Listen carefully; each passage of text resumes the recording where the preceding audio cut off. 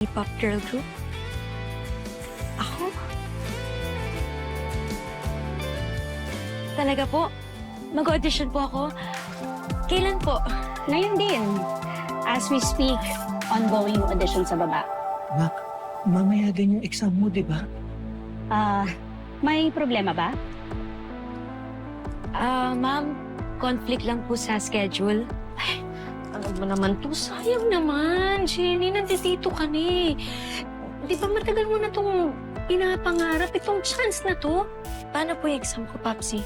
If you want, papakuha kita ng number para hindi ka na pumila, para maaga ka makauwi. Pero Iha, hindi kita papasigitin ha? Unfair kasi sa mga naghintay at mga pumila. That's okay. Di ba, alas 2 pa naman yung exam mo.